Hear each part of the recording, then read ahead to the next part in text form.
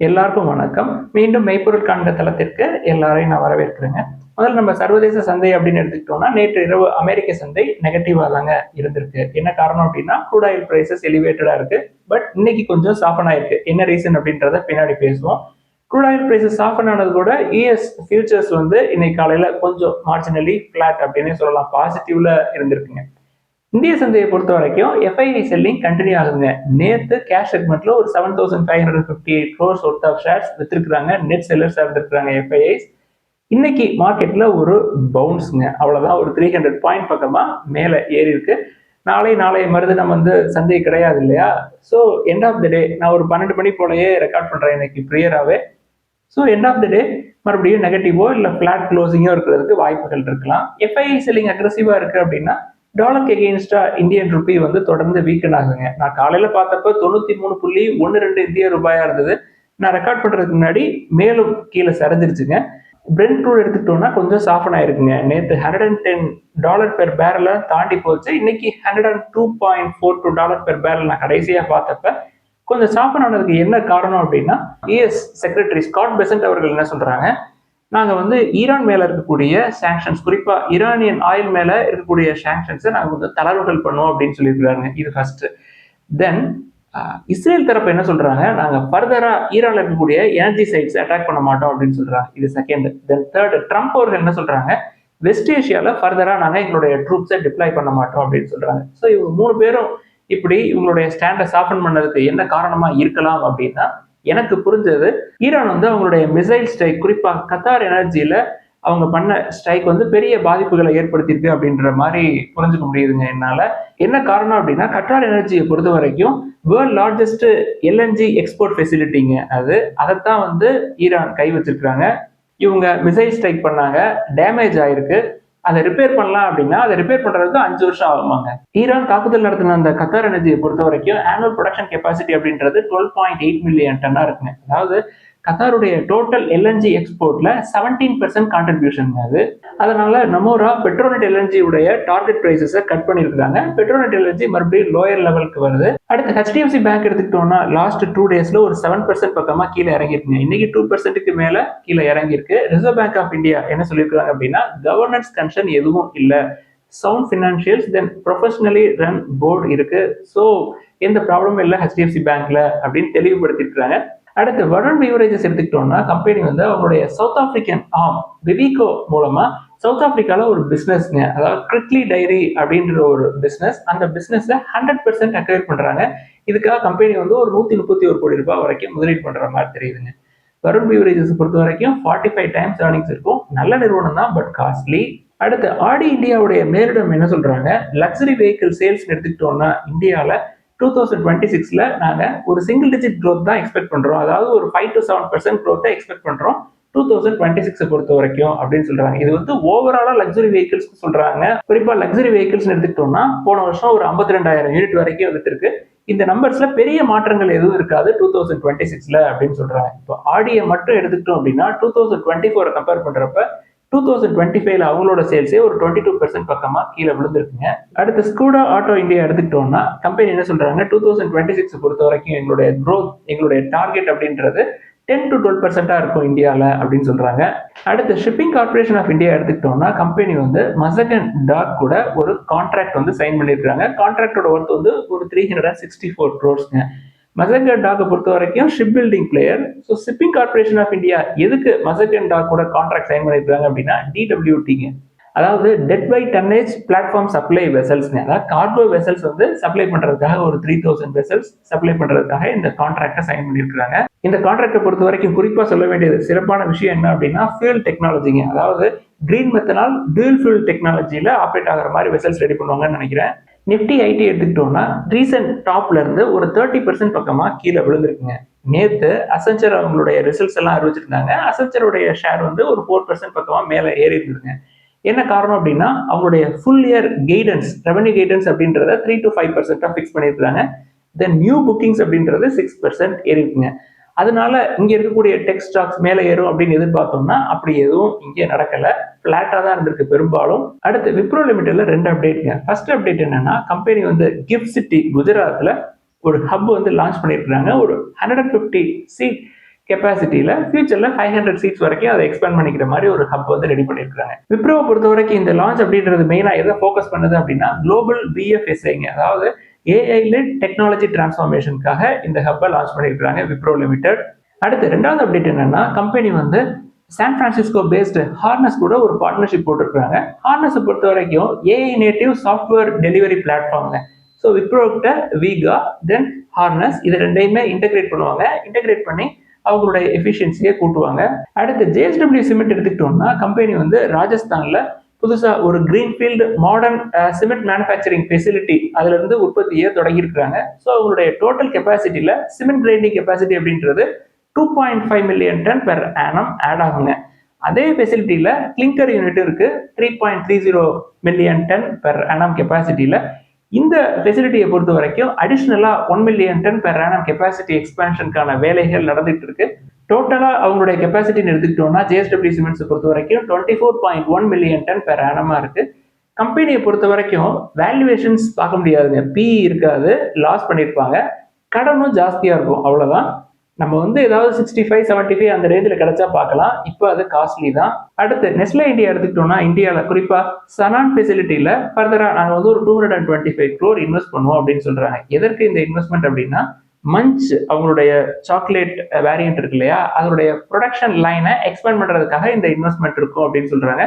இந்த இன்வெஸ்ட்மெண்ட் மூலமா நெஸ்லே இந்தியாவுடைய கெப்பாசிட்டி அப்படின்னு எடுத்துக்கிட்டோம்னா 8300 டன் பெர் ஆனம் எக்ஸ்பேண்ட் ஆகும் அடிஷனலா. ஃபினான்ஷியல் 26லயே இதை முடிப்போம் அப்படின்னு சொல்லியிருக்காங்க நெஸ்லே. அடுத்து சாம்பர்தனா மதர்சன் எடுத்துக்கிட்டோம்னா, கம்பெனி வந்து Dubai based from Hellmann worldwide logistics கூட ஒரு ஜாயிண்ட் வெஞ்சர் போட்டிருக்காங்க 5149 அப்படின்னு சொல்லிட்டு. அதாவது மெஜாரிட்டி ஸ்டேக் 51% அப்படின்றது மதர்சன் குரூப் ஹோல்ட் பண்ணுவாங்க.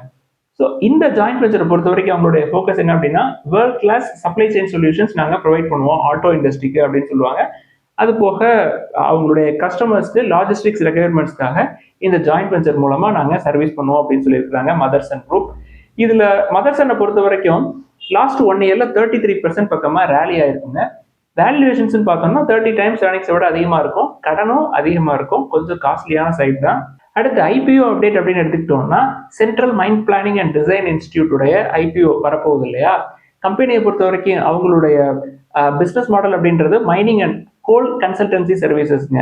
கம்பெனியை பொறுத்த வரைக்கும் ரீசனபிள் வேல்யூவேஷன்ல தாங்க இருக்கும், ஆனா சீப் கிடையாது. ஒரு 17 or 18 டைம்ஸ் ஏர்னிங்ஸ். கம்பெனியோட பிசினஸ் மாடல் நல்லா இருக்குங்க. மார்க்கெட் ஷேர் அப்படின்னு எடுத்துக்கிட்டீங்கன்னா இந்த ஃபீல்டில் 61% மார்க்கெட் ஷேர் இவங்கள்ட்ட தான் இருக்கு. பெர்ஃபார்மன்ஸ் எடுத்துக்கிட்டோம்னா ஃபினான்ஷியல் இயர் 23ல இருந்து ஃபினான்ஷியல் இயர் 25 இந்த காலகட்டத்தில் காம்பவுண்டட் ஆனுவல் growth rate அப்படின்றது 23% இருக்குங்க. கம்பெனியை பொறுத்த வரைக்கும் almost dead free. Long term investors இதை பார்க்கலாம் அப்படின்னு இன்னைக்கு பிசினஸ் லைன்ல இதை பத்தி ஒரு ஆர்டிகிள் வந்திருக்குங்க. என்னுடைய வியூ என்ன அப்படின்னா, நல்ல நிறுவனம், கோல் இந்தியா தான் ப்ரமோட்டர்.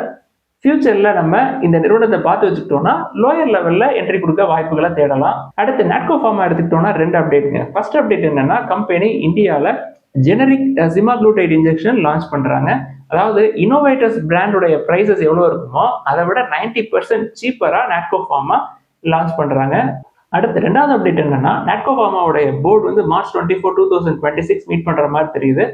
முக்கியமா அவங்களுடைய அக்ரோ கெமிக்கல் பிசினஸை டீமர்ஜ் பண்றதுக்கான பேச்சுகள் நடக்கும் அப்படின்ற மாதிரி சொல்றாங்க. Natco crop health science limited அப்படின்னு சொல்லிட்டு.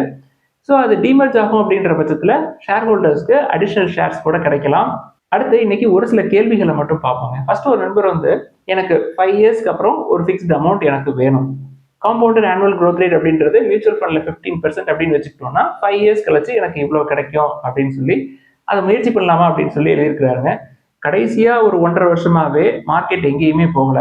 சரி, இனிமே மார்க்கெட் மேல போறதுக்கான வாய்ப்புகள் இருக்கா அப்படின்னா எந்த வாய்ப்புகளும் இருக்கிற மாதிரி தெரியலங்க. ஏற்கனவே ஒரு 2-3 ஆண்டுகளா எக்கனாமியில ஸ்லோ டவுன் வந்து கண்டினியூ ஆச்சு, பெர்ஃபார்மன்ஸ் காட்ட முடியல. எப்ப crude oil prices $60 to $70 per barrel இருந்தப்பயே இப்ப லாஸ்ட் 2 வீக்ஸா $100 பெர் பேரல் கண்டினியூ ஆகுது. இது இன்னும் எவ்வளவு நாள் கண்டினியூ ஆகும் அப்படின்றது தெரியல. வார நிப்பாட்டுறதுக்கான ஏதாவது வேலை நடக்குது அப்படின்னு கேட்டா அப்படியும் தெரியல. இப்போதைக்கு யுஎஸ் இஸ்ரேல் தரப்பு கொஞ்சம் பின்வாங்கின மாதிரி தெரியுது. இவங்க ஏதாவது வார நிப்பாட்டலாம், பேச்சுவார்த்தை நடத்தலாம் அப்படின்னா இவங்க உடனே மிசைல விடுறாங்க. ஸோ தொடர்ந்து க்ரூட் ஆயில் பிரைசஸ் அப்படின்றது எலிவேட்டடா தான் இருக்கு. அதாவது ரிசர்வ்ஸ் எல்லாம் வெளியில வருது. தென் ஈரானியன் ஆயில்ஸ்க்கு சாங்ஷனை லிஃப்ட் பண்ணுவோம் அப்படின்னு சொல்லியிருக்காங்க. அப்பயுமே $100 பெர் பேரலுக்கு மேலதான் இருக்கு. ஸோ இண்டஸ்ட்ரீஸை பொறுத்த வரைக்கும் இந்த ஷார்ட்டேஜ் அப்படின்றது இன்னும் எவ்வளோ காலம் கண்டினியூ ஆகும் அப்படின்றது தெரியாது. இது பெர்ஃபார்மன்ஸை பாதிக்கும். பெர்ஃபார்மன்ஸ் வந்து ஷேர் ப்ரைஸில் ரிஃப்ளெக்ட் ஆகும். ஸோ இந்த சூழல்லாம் வந்து கொஞ்சம் சாஃபன் ஆகுறதுக்கே இன்னும் 2-3 வருஷம் ஆயிரும்னு நினைக்கிறேங்க. ட்ரம்ப் அவர்களுக்கு பதவி காலமே இன்னொரு 2.5 வருஷம் 3 வருஷத்துக்கு பக்கமா இருக்கு. ஸோ இதற்கு மத்தியில் மியூச்சுவல் ஃபண்டில் கொண்டு போய் பணத்தை டம்ப் பண்ணி 5 வருஷத்துல எக்ஸாக்டா எனக்கு இவ்வளோ பணம் வேணும் அப்படின்னு சொல்லி எதிர்பார்க்கறது வந்து நடக்குமா அப்படின்றது எனக்கு சந்தேகமா இருக்குங்க. பெஸ்ட் லம்சம் இருக்கு அப்படின்னா பாண்ட்ல போட்டு பாண்ட்ல வர்ற ஈல்டு எடுத்து நல்ல லோயர் லெவல்ல லார்ஜ் கேப்பா அண்டர் வேல்யூ ஸ்டாக்கா பார்த்து போறது பெஸ்ட்டுங்க. நீங்க மியூச்சுவல் ஃபண்ட்ல இன்வெஸ்ட் பண்ணாலும் சரி, இல்லை டைரக்டா ஈக்விட்டியில போட்டாலும் சரி, நீங்க at least 1 business cycle to 2 business cycle வரைக்கும் வெயிட் பண்ணாதான் நல்ல லெவலுக்கு போக முடியும். 1 பிசினஸ் சைக்கிள் அப்படின்றதே ஒரு 6 இயர்ஸ் ஆயிடும். ஸோ 5 இயர்ஸ்ல எக்ஸாக்டா இந்த ரிட்டர்ன் வந்து கிடைக்குமா அப்படின்றத உறுதியா யாராலையுமே சொல்ல முடியாதுங்க. அடுத்த ஒரு நண்பர் வந்து HCL டெக்னாலஜிஸை பார்க்கலாமா அப்படின்னு சொல்லி எழுதியிருக்கிறாங்க. வெயிட் பண்ணலாம்.